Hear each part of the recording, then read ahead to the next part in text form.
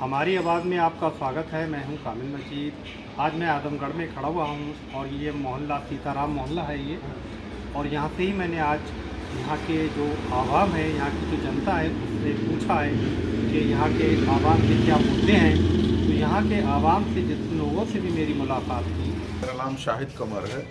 मैं आदमगढ़ शहर का रहने वाला। तकिया मेरी दुकान है, ये मेरी शॉप है, यहीं पे यहीं रहता हूँ। और परेशानी तो समझ लीजिए कि है ही है। परेशानी ख़त्म कहाँ हो रही है? नौकरी है ही नहीं, किसी को मिल ही नहीं रही है। सबसे बड़ा मुद्दा तो ये है, हमारे बच्चे पढ़ कर कहीं नौकरी नहीं। हमारा बच्चा MCA कर चुका है, कोई नौकरी नहीं मिली अभी तक उसको, न मिलेगी, उम्मीद ही नहीं है। मिलती तो बताते। तो क्या होना चाहिए आदमगढ़ में?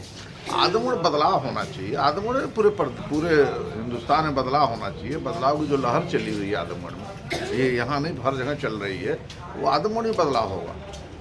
और आदमगढ़ में क्या होना चाहिए जहाँ के जो है नौजवानों के लिए? नौजवानों के लिए कोई रोज़गार हो, कोई मतलब ऐसी इंडस्ट्रीज बने, फैक्ट्रियाँ बने, तो कि काम करें। पढ़े लिखे लड़के सब घूम रहे हैं बेकार, कहीं किसी को रोजी रोटी नहीं है। तो ये सब तो है ही। इसमें गिरामी क्या है? क्या मुद्दे रहेंगे? हमारे मुद्दे कारोबार दो, नौकरी दो, बच्चों को तालीम दो और उनको कुछ सहूलियत दो। यहाँ तो कोई सहूलियत नहीं है। मौजूदा सरकार ने आदमगढ़ में कोई विकास कार्य कराएं? नहीं, फिलहाल कुछ नहीं हुआ। सिर्फ सबसे पहला मुद्दा है यहाँ पर रोजगार का।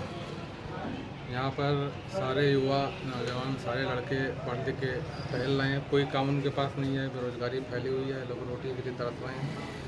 और यहाँ सबसे पहले यहाँ कल कारखाना चालू होना चाहिए, और ताकि उसमें जाके लोग काम करें, उनको नौकरियाँ मिलें और इंटरव्यू के आधार पर मिले नौकरी। और सबसे बड़ी बात यहाँ पर बिजली की समस्या ये है कि यहाँ बिजली का रेट हर जगह से ज़्यादा है। अच्छा। हाँ, हर जगह ज़्यादा है, एकदम जनता परेशान है। अखिलेश सरकार में ये इससे रेट कम था, सपा में बहुत कम रेट था, लेकिन यहाँ पर सिर्फ कनेक्शन ले लिया तब भी 800 रुपये बिल आने हैं। ये बहुत मतलब मुद्दे तो बहुत ज़्यादा हैं। आप यहाँ व्यापारी हैं? हाँ, हम व्यापारी। क्या काम करते हैं? हम तो कपड़े का काम करते हैं, रेडीमेड। तो ऐसा कुछ बदलाव देखेंगे इस बार? बदलाव होगा? बदलाव चाहिए। हम लोग सरकार से पक चुके हैं, हम लोग इस सरकार से एकदम पक चुके हैं। हम लोग को ऐसी सरकार नहीं चाहिए। आदमगढ़ के आवाम के क्या मुद्दे हैं यहाँ? ऐसा क्या होना चाहिए? आदमगढ़ के आवाम के तो कि चाहे आदमगढ़ की आवाम हो चाहे पूरे इंडिया की आवाम, हर आदमी के मुद्दे बहुत ज़्यादा हैं और सरकार सबको कुछ भी नहीं कर सकती। बस ये रहे कि सरकार किसी को अपना आज़ादी से हर काम करने दे, और झूठे मूठे समानता का कानून, 3 तलाक का कानून, हर तरह का नियम, 5 किलो गल्ला दे के ज़बरदस्ती झूठ बोलना कि हम दे रहे हैं, लोगों का घर चला रहे हैं। वो घर चला रहे हैं, जनता के टैक्स से घर चलता है। जो दुकानदार है वो देता है पैसा, तो उससे चलता है। लेकिन यहाँ की जनता इलिटरेसी है, पढ़ी लिखी कम है।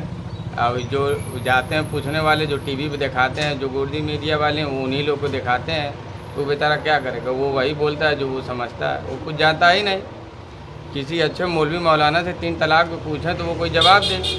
कोई भी बोरका लगा के खड़ी रहे, वैसे पूछेंगे 3 तलाक ठीक है कि ना, तो क्या हाँ ठीक है। समानता का अधिकार होना चाहिए, तो कह रहे हाँ होना चाहिए। उसको क्या मालूम है मैंने समानता का अधिकार क्या, 3 तलाक क्या चीज़ है?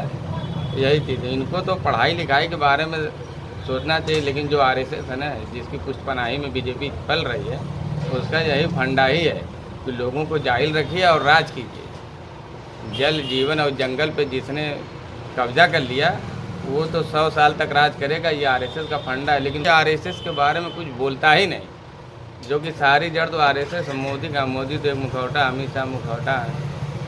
आदमगढ़ में इस बार कोई बदलाव होगा ये बता दीजिए। वो आदमगढ़ में तो बदलाव है ही। वो तो उस पारी कुछ ऐसा फैक्टर हो गया था, और फिर सरकारी तंत्र कुछ ऐसा फैक्टर भी कर दिया था कि जिससे वो हार गए थे। नहीं तो उस पारी भी जीते थे, इस बार तो जीते नहीं।